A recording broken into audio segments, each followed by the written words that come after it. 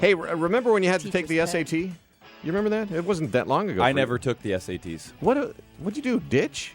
I just never took it. If I did, I don't remember it. But you went to college. I did. Yeah, apparently it didn't matter. I mean, I went to community college, Phil. That's like high school with ashtrays. I don't think they check your they don't check your SATs there. I did go to another college after that. Well, I don't know. It seems to me State like college. the whole SAT thing has become an industry, and you're required to pay your $40 and take the SAT. I bombed mine. Did you? Yes, I didn't know. I didn't know I was supposed to study for it. Yeah. I didn't know that there were classes I could take to prepare. I just thought it was like one of those yearly aptitude tests that you had every year, you know, in your English classes. Well, back in my day, it was just English and math, and I think I aced the English side, and I just did kind of like half right on the math side. But it was good enough to get me into a state college. Well, see, there you go. Yeah. Mission accomplished. Anyway, it's my understanding you need it to get into a four-year college, and maybe not a community college. We'll straighten that out in a moment. But does it even do anything to prepare high school students for the college administration admissions process, that is? Joining us live to talk about this and a brand new version of the SAT is the CEO of C2 Education, David Kim. Hi, David. Hey, Phil, how you doing? Excellent. Even better now that you're here, sir. What first of all, is C2 Education? C2 Education is a leading provider of academic services. So what we do is we help kids get into the college of their dreams.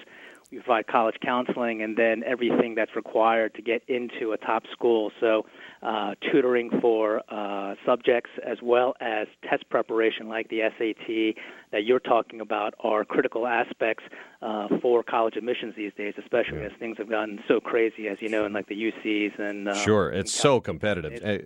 I think crazy is probably not a harsh enough word. C2educate.com, the letter C, the number 2, educate.com, and we have a link on our links page to your organization there. Now, David Kim, remind us again what the SAT is and why we take it.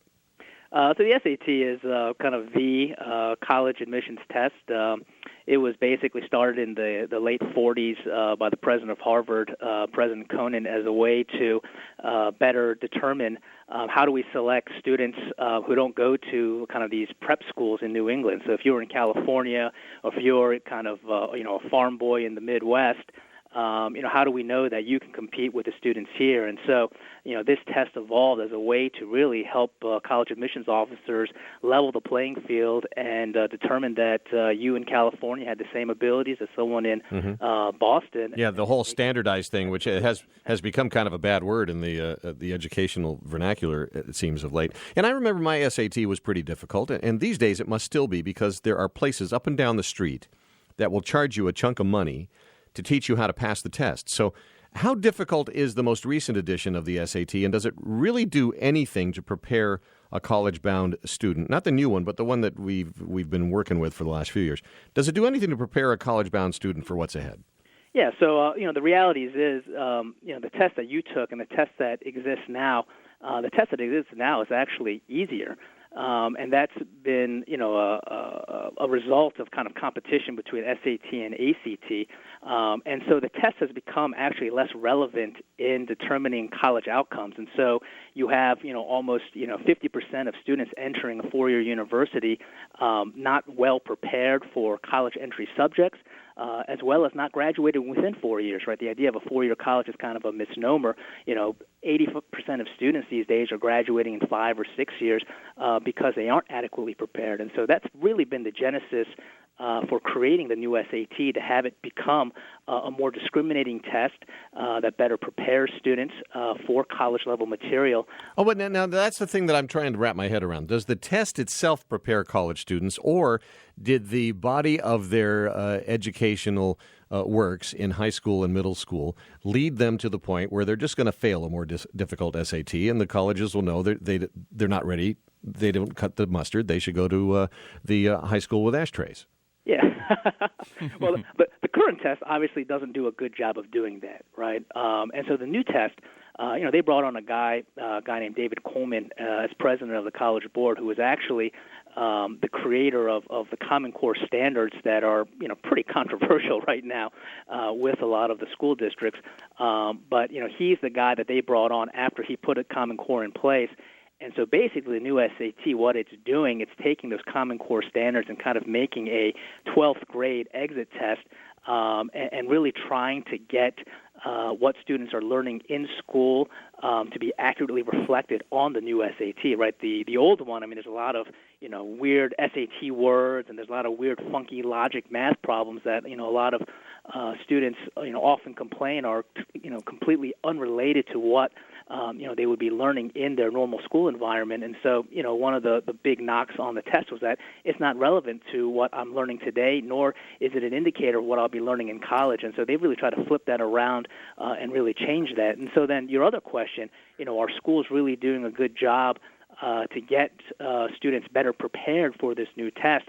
Obviously, that's a very highly controversial topic, that covers, multiple buckets. I mean, you're talking about unions, you're talking about teachers, you're talking about, kind of parental involvement, and, there's a lot of stuff to unpack when you get into a topic. And David Kim, when we talk about bringing on a more challenging test, a more difficult test, and it's a standardized test, it's the same test everybody gets all the way across the country, then all of a sudden you're going to, and you know who these people are, they're going to come out and say, hey, look, you're taking away opportunity from students who would otherwise get a good enough grade to get into a good school. Correct. So you are having people who talk about that, and so one of the things that the College Board is doing is that they're trying to partner with several nonprofits to provide people in lower socioeconomic strata free quote unquote SAT help. But at the end of the day, that doesn't level the playing field. I totally agree with you. Yeah. All right. Very good. So when does the new SAT become the standard? So the new SAT is going to become the standard next spring in March and April of 2016.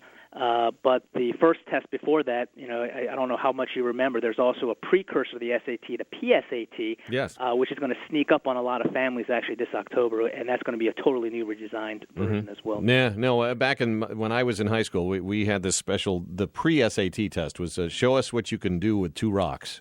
Absolutely. And we had to create something with a couple of rocks, and then that qualified us. So what did you create? Paperweight? No, That's where I would have went with it. I made something that sent me straight to the principal's office. Yeah. All right. So thank you again. You're the CEO of C2 Education. The website is the letter C, the number 2, educate.com. And again, the link is on our links page at philhewlettandfriends.com.